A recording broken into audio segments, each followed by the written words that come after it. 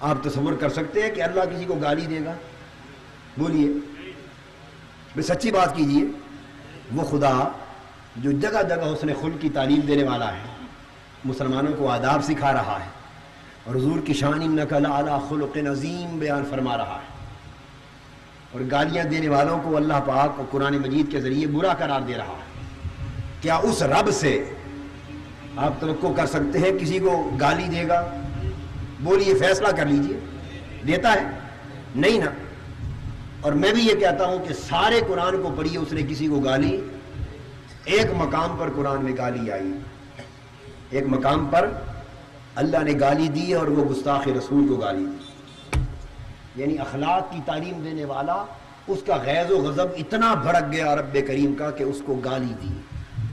جس شخص نے حضور کا اسم پاک مذمم کر کے لیا اور آقا دو جہاں صلی اللہ تعالی علیہ وسلم کی بارگاہ میں گستاخی کی، تو اللہ پاک غضب الہی بھڑک اٹھا، اور غضب الہی جو بھڑکا تو اس پر عتاب آیا، اس پر عذاب لانے کے لیے مواخذہ کیا، اور اس کے 9 خواص رذائل گنے. کتنے گنے؟ اس کی 9 بری خصلتوں کو اللہ پاک نے گنا. کتنی خصلتوں کو؟ 9. مثلا یہ کہ یہ کثرت سے جھوٹی قسمیں کھانے والا ہے، یہ کہ یہ چغل خور ہے، یہ کہ یہ بدبخت ہے، چغلی کرنے والا ہے، یہ اچھائی سے روکنے والا ہے، خیر سے روکنے والا ہے، برائی کی طرف لے جانے والا ہے. بہت ساری بد اخلاق ہے، بہت سارے اس کے برے خصائل 8 کی تعداد میں بیان کر کے، مگر غضب الہی کی جس طرح تسکین نہیں ہوتی، چونکہ گستاخ ہے نا رسول کا، تو اس کو آخر میں فرمایا اتلم بعد ذالک زنیم. محبوب یہ فلاں ہے، یہ جس نے گستاخی کی ہے میرے محبوب کی، یہ فلاں ہے، یہ فلاں ہے، یہ فلاں ہے، یہ فلاں ہے. غضب بھڑکتا گیا، بھڑکتا گیا، بھڑکتا گیا.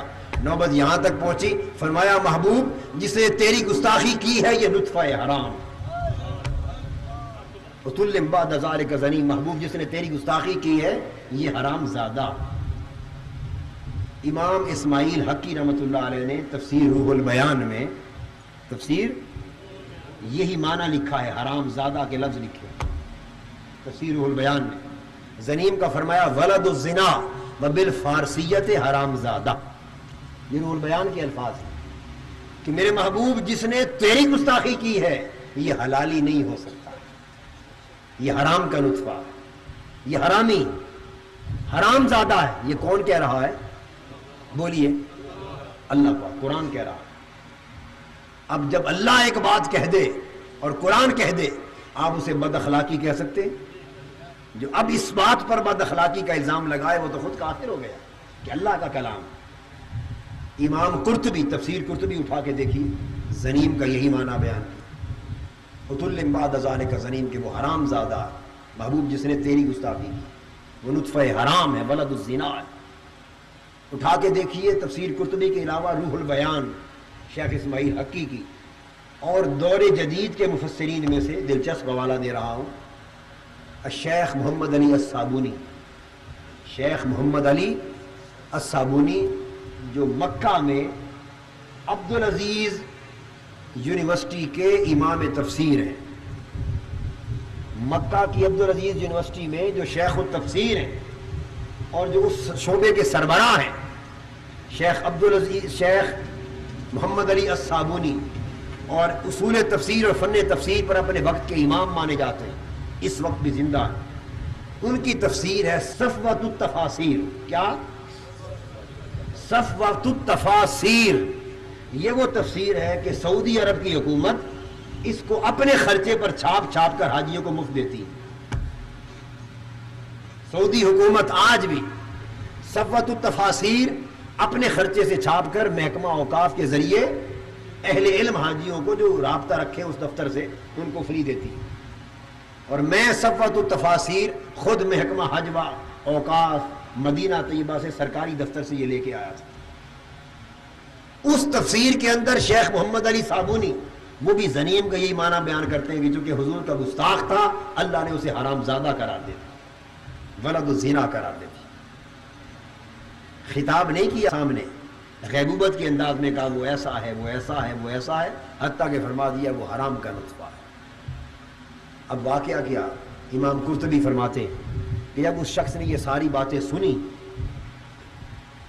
ولید بن مغیرہ، جب اس نے ساری باتیں سنی تو وہ بھاگ کے گھر گیا، اس نے تلوار نکال لی، تلوار، اور اپنی والدہ سے کہنے لگا ماں یہ تلوار دیکھ، آج سچ سچ میرے ایک سوال کا جواب دے دے۔